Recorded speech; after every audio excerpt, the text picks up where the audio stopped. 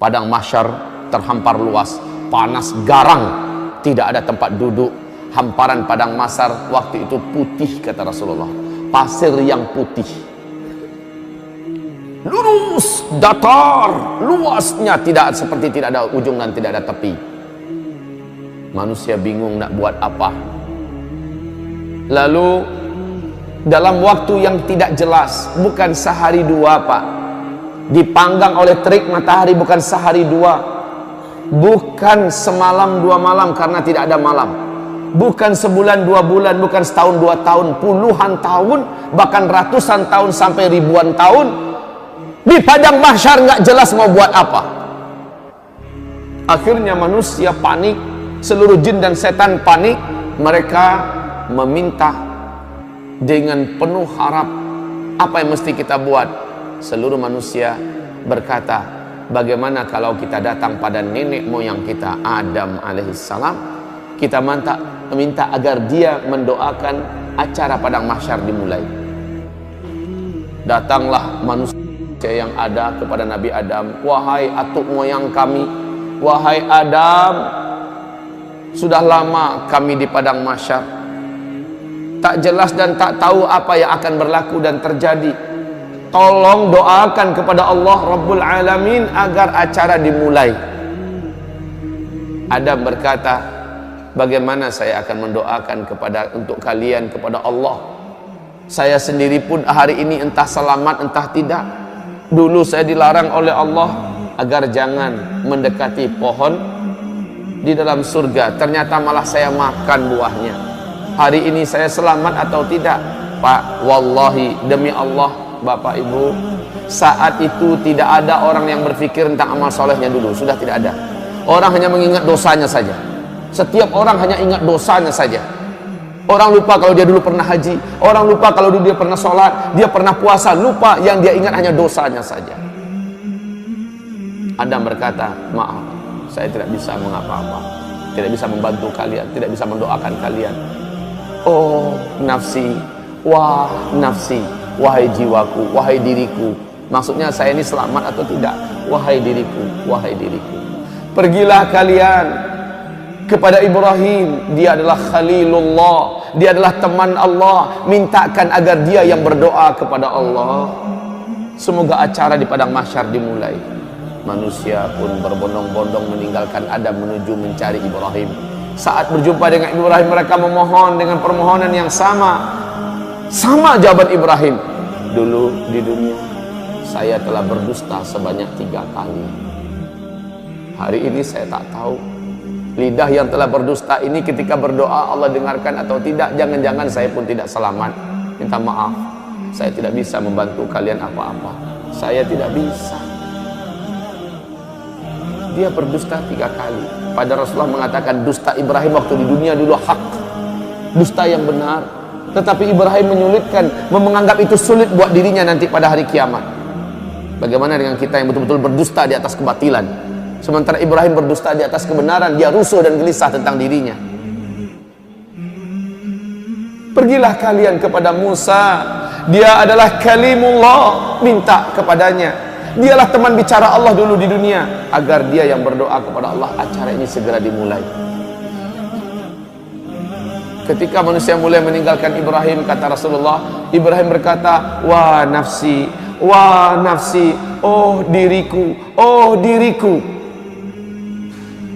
Manusia sampai berjumpa akhirnya dengan Musa setelah pencarian yang lama. Setelah berjumpa, wahai Musa, bla bla bla bla bla. Musa berkata, aku dulu di dunia membunuh orang, hari ini aku selamat atau tidak? Minta maaf, saya tidak bisa membantu kalian, berdoa kepada Allah untuk kalian. Hari ini saya entah selamat entah tidak.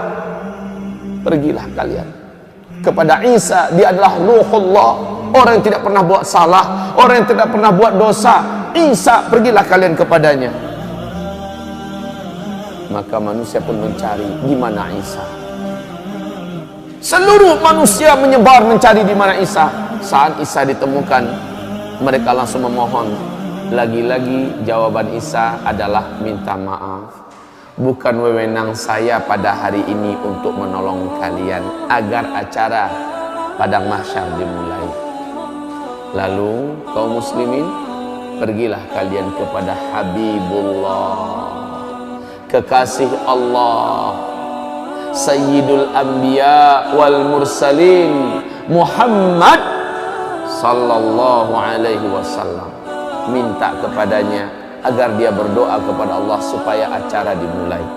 Manusia pun datang berbondong-bondong ketemu dengan Nabi Muhammad. Mereka memohon.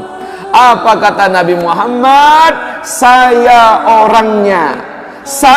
orangnya pada hari ini diberi wewenang untuk menolong kalian. Maka kata Rasulullah, saya pun sujud dengan sujud yang lama, sujud yang dalam dan panjang.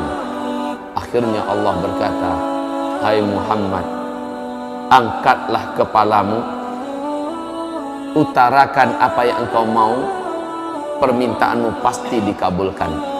Nabi Muhammad pun mengangkat kepala dan berdoa, ya Allah, telah lama kami di padang mahsyar.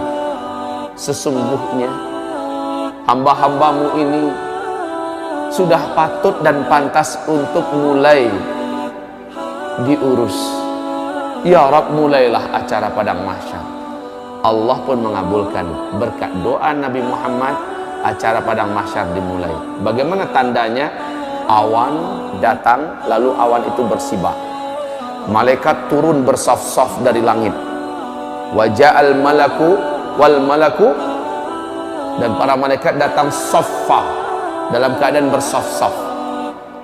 Seluruh malaikat diam, mulut mereka terkunci, sementara mereka bagaikan raksasa-raksasa yang sangat perkasa di hadapan jin dan manusia yang ada di hamparan padang mahsyar.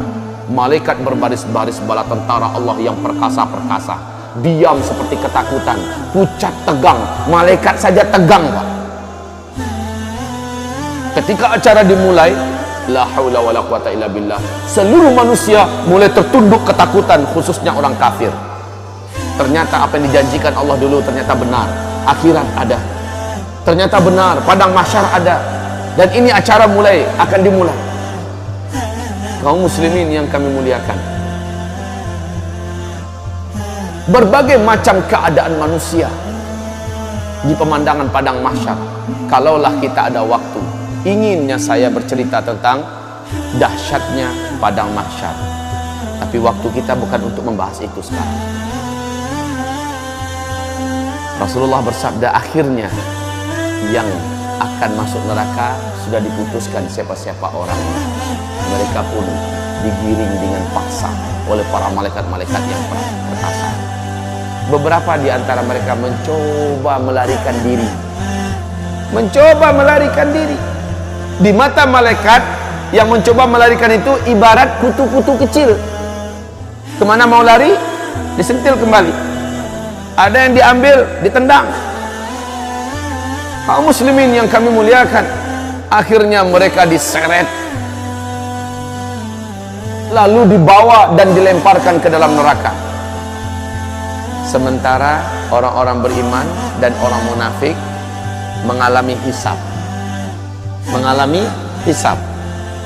Setelah proses hisab, dinampakkan amalan mereka, ditanya.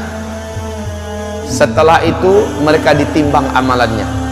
Setelah itu mereka digiring untuk menuju ke suatu daerah yang maha gelap. Daerah tersebut diawali oleh pintu yang maha besar, bab. Di dalam surah Al-Hadid Allah ceritakan pintu itu di bagian luarnya terang, di bagian dalamnya gelap. Manusia disuruh masuk. Ketika mereka masuk, gelap gulita. Khusus orang yang beriman langsung bercahaya tubuhnya. Ada yang cahaya satu orang sebesar gunung besar cahayanya. Langsung terang benderang. Padahal dia satu orang. Ada yang satu orang hanya sebesar bukit cahayanya. Ada yang satu orang sebesar onta cahayanya.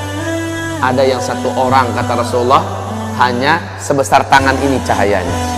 Ada yang satu orang hanya sebesar jari telunjuk saja cahayanya. Ada yang satu orang sebesar ruas kukunya saja cahayanya. Ibarat lampu yang kecil itu, sebesar itu yang dia punya. Di kegelapan itu dia mengandalkan cahaya yang dia punya. Orang munafik tidak ada bercahaya sedikit pun dalam kegelapan. Orang yang bercahaya dapat berjalan dengan cepat menuju ke titian, menuju ke sirat yang membentang antara padang mahsyar dengan ujung daripada ngangaan neraka jahanam yang menuju ke pintu surga sana. Mereka meniti. Kata Rasulullah, luasnya ngangaan neraka jahanam itu, ngangaan tahu sih? Hah? Lubang. Luasnya kata Rasulullah, seandainya seluruh galaksi yang ada, seluruh apa yang ada di alam semesta dimasukkan ke dalam muat, saking besarnya Pak. Bayangkan jauhnya titian yang harus ditempuh. Sementara di bawahnya, kalau ada yang terjatuh kata Rasulullah, 70 tahun lamanya melayang di apa? Baru nyampe di dasar. 70 tahun lamanya. Kaum muslimin yang kami muliakan, hamparan yang ada tergantung pada amal orang. Ada yang hamparannya besar dan luas, dia bisa melaju dengan kecepatan tinggi. Rasulullah bersabda, orang-orang bergelantungan kebanyakan. Nampak di pandangan, satu orang itu punya satu titian, bukan satu titian untuk bersama. Satu orang punya satu titian. Titian itu tergantung pada amalnya. Ada yang titiannya menjadi kecil dan setajam mata pedang. Itu yang harus ditempuhnya. Sementara orang yang macam ini adalah dosanya banyak dulu di dunia dan dia seorang yang beriman kepada Allah. Dosanya banyak, amalnya sedikit. Sementara kata Rasulullah, di atas titian itu dari bawah menyambar semacam kail dari api, menyambar. Menyambar-nyambar. Sementara dari atas menyambar lagi yang lain. Betul-betul dalam keadaan diuji. Dan kaum muslimin, panasnya hawa dan asap neraka jahanam itu gelap Pak. Gelap. Kata Rasulullah, sepanas-panas api yang Allah ciptakan adalah api neraka. Api yang paling panas itu berwarna hitam gelap.